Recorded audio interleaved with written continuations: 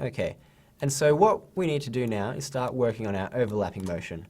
So that means that our arms shouldn't actually be hitting their key pose, their hyperextended key pose, at the same time as the rest of the body. So what we're going to do is actually just highlight these keys here, drag them forward to give them a bit of a delay behind the rest of the body. And now you see that you get that much nicer overlap in the arms, and it makes the arm feel like it's actually a little bit heavy in itself, and that motion is toppling the character over. So we're going to do the same here and just move these keyframes forward.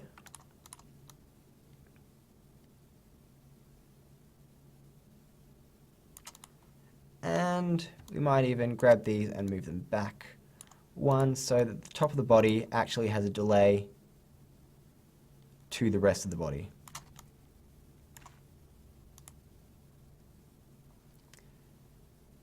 Okay, and now as you're seeing, we're getting a much nicer looking action than what we had at the start. Now this sort of method of offset isn't what everyone uses, but I find that it helps along with a faster, more efficient workflow. So you'll see this a lot in my sort of technique where I'll set keyframes down and then I'll shift around a couple to actually give the overlap.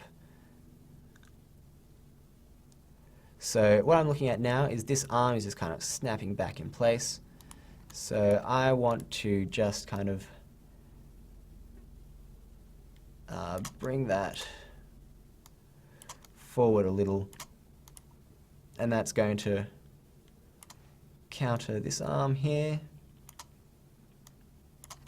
I'm just going to bring that down so that it's okay.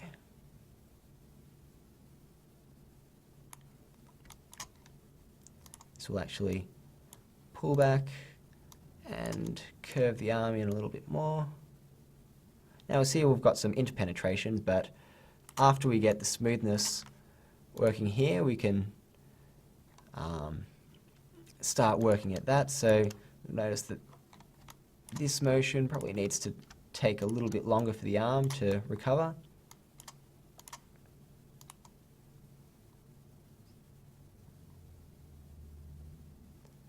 Okay, what I want to try and do is actually just make his lunge forward look a little more exaggerated, because at the moment it could use a little work. Well, first of all, I'm going to pull these back a frame, put that one forward.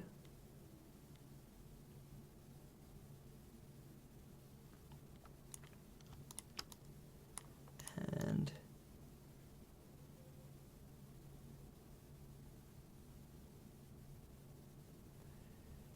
so this is where actually acting it out comes into play, where you can actually stand up and have a go at trying to do this movement and finding out when each of these things start to take place. So you notice that your arm will have the delay because it'll be following your chest, and then the leg here is actually being pulled by the rest of the body to send it forward. So we're going to have a look at that. We're going to really use this hip sway control.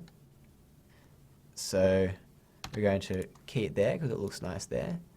But here we need to show that this leg is really being wrenched up.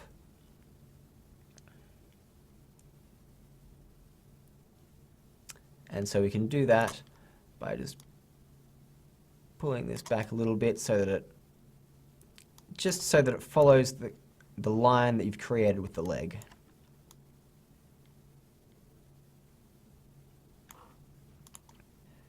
Okay, and we're just going to have that happen a little bit sooner.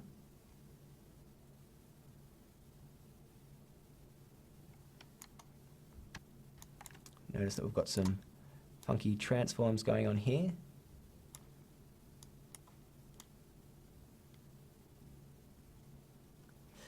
And now we're going to give a little bit of height to this foot.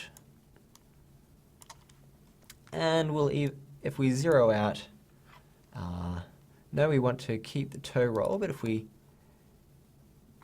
work on the ball roll a little bit and toe roll,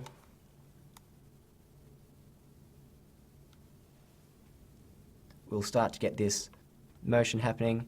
And we're getting kind of a click in between that motion there. So I'm going to go for a bit more of an in-depth tweak of this and see what sort of a result I can get. Okay, and now if you notice at the moment, this foot here isn't doing anything, and we kind of want it to.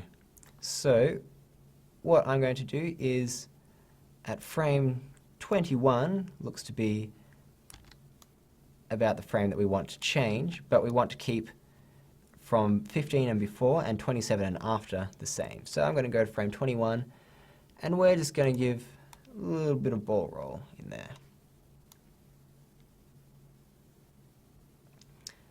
And that then frees us up to actually grabbing this control here and getting much more movement out of it.